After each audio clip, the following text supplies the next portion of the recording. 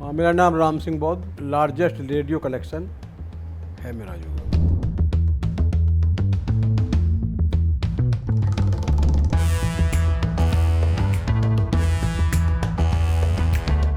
और मैंने खूब देखा, लोग छोटे रेडियो होते थे मेजों पर रख लिए थे, और जब विश्व कप की जीतने की घोषणा हुई कपिल देव की, तो लोग जो खड़े हो गए एकदम उत्साह में तालियां बजा रहे।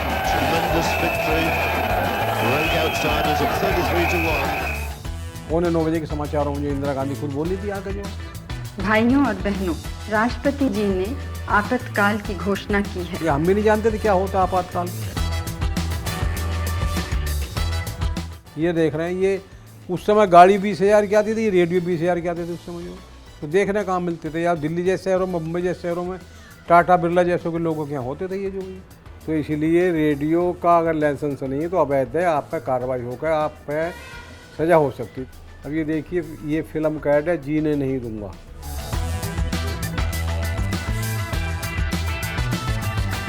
सन 1948 में महात्मा गांधी की मृत्यु के समाचार इस रेडियो सुना गया था सन, क्योंकि पिछले बार का जो रिकॉर्ड था 2005 का 625 रेडियो का था, और इस बार जो मैंने रिकॉर्ड बनाया वो 1257 रेडियो का रिकॉर्ड बनाया।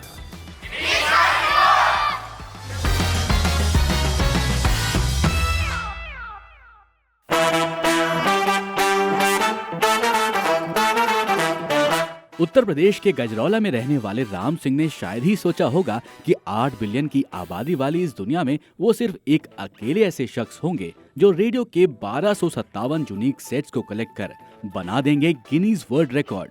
लेकिन ये इंस्पिरेशन आई कहां से? 3 अक्टूबर 2014 से माननीय प्रधानमंत्री जी ने एक कार्यक्रम मन की बात शुरू किया, वो रेडियो से शुरू किया। तो उससे मैं बड़ा इम्प्रेस हुआ, और फिर मैंने इंटरनेट को देखा और खंगाला, तो मुझे वो पूरे देश या दुनिया में कहीं भी व्यक्ति विशेष द्वारा या सरकार द्वारा रेडियो संग्रहालय नहीं मिला, जो कि पूरे दुनिया में हर चीज़ का संग्रहालय, यहाँ तक कि जूतों तक का, छातों तक का, सिगरेट तक का, कैप तक का, सबके संग्रहालय हैं।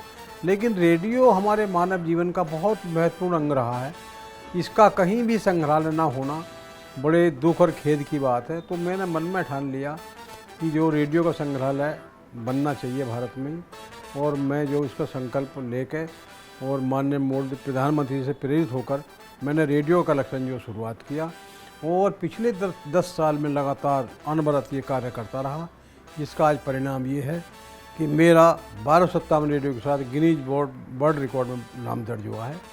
इससे मुझे बहुत खुशी है, और इससे देश प्रदेश और मेरे गजरौले का नाम जो विश्व पटल पर हुआ।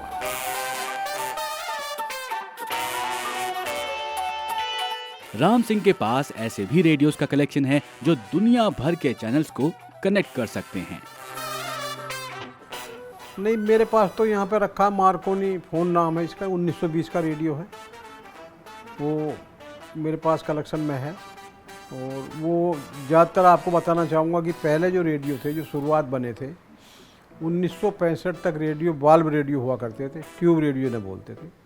वो बिजली से चलते थे, भारी भरकम होते थे, और ऑल वर्ल्ड होते थे, ऑल वर्ल्ड रिसीवर होते थे वो, और लगभग 2 मिनट गर्म करने के बाद वो रेडियो चलते थे। महंगे बहुत होते थे, आम आदमी की पहुंच से बहुत दूर रेडियो थे। तो धीरे धीरे विकास हुआ, और सन 70 के दशक में जो है सॉलिड स्टेट का आविष्कार हुआ, रेडियो का आकार भी छोटा हो गया, और रेडियो सस्ते भी हो गए, और लोगों के घरों घरों तक रेडियो पहुंच गए।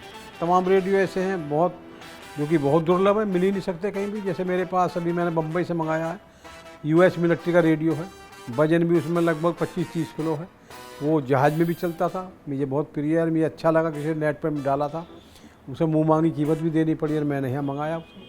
तो ये शौक़ की उसकी बात है, रेडियो सभी अच्छे हैं। क्या मेरे पास National Panasonic Japan, Sony Japan, Grundig England, German, Philips, Murphy, Bush, मतलब जितने बार ब्रांड हैं, जो ब्रांड चलते थे प्राय सभी ब्रांड मेरे पास उपलब्ध हैं, छोटे से बड़े तक। मेरे कलेक्शन में जो है US मिलिट्री का 20,000 रुपये का रेडियो, जो मैंने अभी पिछले दिनों लिया है। वैसे और भी रेडियो हैं 10 के, 15 के, लेकिन सबसे महंगा मैंने वही रेडियो लिया है। मेरे पास छोटा जो 2-3 इंच का रेडियो है, और जो है बड़े से बड़ा आप देख रहे हैं कम 4 फीट का है, कई रेडियो हैं इस प्रकार के जो हैं।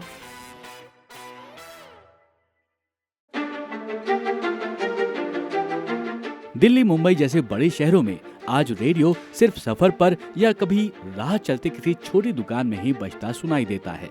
लेकिन 1980s तक में ये एंटरटेनमेंट, एजुकेशन और न्यूज का एक बेहतरीन जरिया था जो भारत को कनेक्टेड रखता था। मेरे वो दिन भी याद है जब मैं छात्र हुआ करता था 65, 66, 70 दशक में। रेडियो ग्राम सभाओं को भारत सरकार ने उपलब्ध कराए थे।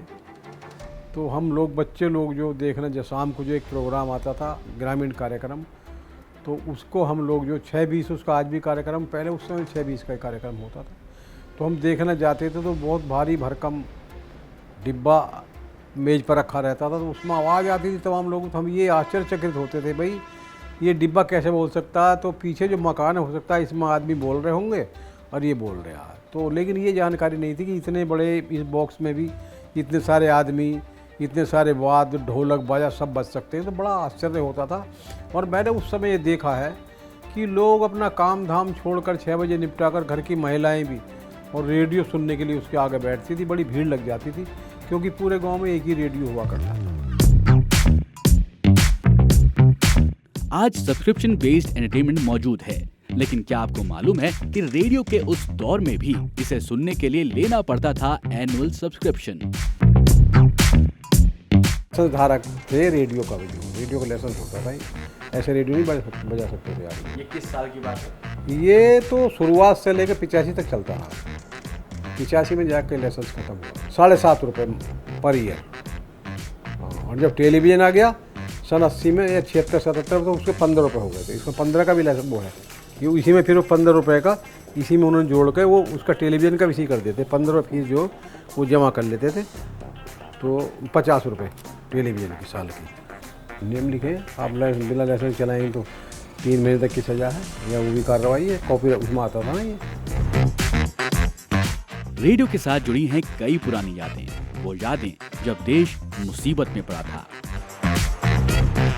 उस समय तो जमान थे हम, जो 75 में लगी थी इमरजेंसी, और हमने रात को सुना था इंदिरा गांधी। जब 9 बजे के मुख्य समाचार जो रेडियो के होते हैं समाचार, ये 8:45 बजे के आते हैं। 8:45 बजे के समाचारों में जो इंदिरा गांधी खुद बोली थी आगे जो कि आज से देश में आपातकाल लागू कर जाएगा। हम भी नहीं जानते थे क्या होता आपातकाल, लेकिन जब सुबह को आए तो मेरे खूब याद है, वो सुबह को जितने बार न्यूज़पेपर निकले थे उनका आदम वो पूरा अगला वो फ्रंट पेज काला था। उसका अभिप्राय न्यूज़पेपर्स का ये था कि आज से काला अध्याय शुरू हो गया है। तो जो सरकार विरोधी न्यूज़पेपर थे उन्होंने सब काले उसमें छापा था उसे। और सुबह ही एक तरह से एक माहौल ऐसा था, सन्नाटा छा हुआ था। पुलिस ही पुलिस थी चारों लोग। कह रहे थे भाई लोग जो है मीसा, इमरजेंसी का मीसा लग गई। कुछ लोगों से मालूम किया भाई क्या होता है मीसा, क्यों मीसा ये होता है सब अधिकार जो पुलिस के पास होते हैं, शासन के पास होते हैं। नेताओं की सबकी धरपकड़ शुरू हो गई थी, भाग हो गई थी। इमरजेंसी के मुश्किल दौर के बाद खुशियां भी रेडियो ने सुनाई थी, जब कपिल देव ने भारत को वर्ल्ड कप सेलिब्रेशन के मायने बताए थे, या कहें सुनाए थे।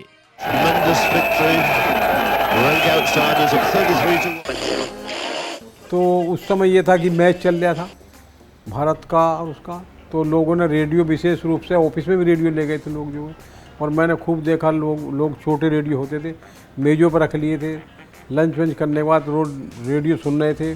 और जब विश्व कप की जीतने की घोषणा हुई कपिल देव की, तो लोग जो खड़े हो गए एकदम उत्साह में तालियां बजा रहे थे कि भाई हम भारत देश जीत गया। राम सिंह बताते हैं कि उस दौर में रेडियो अगर शादी में किसी को मिल जाए तो लोग कहा करते थे, वाह क्या शादी है। जब लड़की की शादी होती थी हमारे ज़माने में, तो उस समय घड़ी और रेडियो देने का दहेज में बड़ा चलन था। घड़ी और साइकिल, और रेडियो देना ना देना मतलब एक तरह से लोग बड़ा बुरा मानते थे। तो लड़की को उपहार में शादी में रेडियो जरूर दिया जाता, तो बहुत अच्छी शादी मानी जाती थी।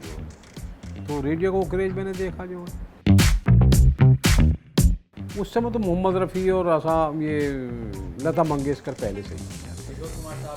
किशोर कुमार साहब इतने पॉपुलर नहीं थे, इतना मैं उन्हें मानता हूँ। केएल सहगल भी थे, लेकिन केएल सहगल कुछ लोगों को करते थे क्योंकि उनकी आवाज़ थोड़ी अप डाउन होती रहती थी, लेकिन जो इनका धारा प्रवाह बोलना था मोहम्मद रफ़ी साहब का, लता मंगेशकर और उषा मंगेशकर का, ये गाने ज़्यादातर लोग पसंद करते हैं। जैसे बहुत अच्छा रोमांटिक गाना आया था उनका, जो है गंवार फिल्म का, देखी थी हमने, मेरे पैरों में घुंघरू बंधा दे फिर मेरी चाल देखना, ये बड़ा अच्छा लगता था। ये गाना आया था जब नए दौर फिल्म का, उड़ी जब जब जुल्फे तेरी, कवारियों का दिल मचले कि दिल मेरी, बहुत इसका क्रेज था, बहुत बजता रहता था, बड़ा लोगों को पसंद भी आता था। तो ऐसे बहुत गाने थे उनके, मोहम्मद रफ़ी साहब के गाने थे ज़्यादातर जो लोग लगाते थे, सुनते थे। रिकॉर्ड भी बहुत बिकते थे इनके, जो जैसे आज़ादी का टाइम चल रहा, आज़ादी के बाद का भारत हम लाए हैं तूफ़ान से किश्ती निकाल के, इस देश को रखना मेरे बच्चों संभाल के, बड़ा बजता था, बड़ा देखता था। हम भी सोचे थे यार सुना तो कई बार सुना, इस प्रकार का आता था। ये बहुत चलते थे गाने। एक गाना ये बहुत चलता था हमारे जवान छोटे छोटे थे, जब प्यार किया तो डरना क्या, प्यार किया मुगले आजम का। हम ये भी नहीं जानते थे फिल्म क्या होती है, लेकिन गाने लाउड स्पीकर पर, ये रोड पर जो है स्कूल में बजते रहते थे, हम समझो। राम सिंह को बचपन से ही कुछ नायाब चीजों के कलेक्शन का शौक था, चाहे वो भारत की आजादी के बाद का पहले दिन का अखबार हो, सिक्के हो, पॉकेट टेलीविजन हो या नायाब रेडियोस। भाई रेडियो के अलावा मैंने तो जो है, रेडियो तो का तो है ही कंसेप्ट मेरा। मेरे पे डाक टिकट भी हैं, ब्रिटिश काल के, पुर्तगाल काल के, रियासत काल के और अपने वर्तमान के टिकट मेरे पास। जैसे देश आज़ाद हुआ है सन 47 से लेकर 2010 तक के कंटिन्यू डाक टिकट हैं। सिक्के भी हैं मेरे पास जो हैं, और मेरे पास सिनेमा का सामान भी बहुत है, जैसे 8 mm की रील, 16 mm की रील और स्लाइड, जो आपने देखी भी नहीं होगी, जो आपने देखा होगा सिनेमा में जो ऐड आता था ना, फिल्म आप देखते थे बीच में ऐड आता था, वो स्लाइड होती थी उस समय, ये उनकी नहीं होती स्लाइड, वो है। आप देखना बाइस्कोप रखा है, दुनिया का पहला मनोरंजन है। छोटे बड़े महंगे रेडियोस के कलेक्शन को तो आपने देख ही लिया, लेकिन गिनीज वर्ल्ड रिकॉर्ड के बन जाने के बाद अब राम सिंह का कलेक्शन का ऑब्जेक्टिव आखिर है क्या? मूल उद्देश्य यही है कि ये लोग जानेंगे, पहचानेंगे, हमारे आने वाली पीढ़ी देखेंगी कि ये भी ऐसा हुआ करता था। हमारे मानव जीवन का सबसे महत्वपूर्ण अंग रहा है ये जो है, क्योंकि मनोरंजन, ज्ञान, ध्यान सब इसी से था, और यही मोबाइल का जन्मदाता है, यही टेलीविज़न का जन्मदाता है। तो लोग देखेंगे, आश्चर्यचकित होंगे। हर चीज का एक वक्त है, जो आज है वो कल नहीं होगा, यही दुनिया की रीत है। आज रेडियो जिंदा जरूर है, लेकिन वो दौर दूर नहीं जब इन रेडियो सेट्स को सिर्फ किसी म्यूजियम में ही देखा जा सकेगा।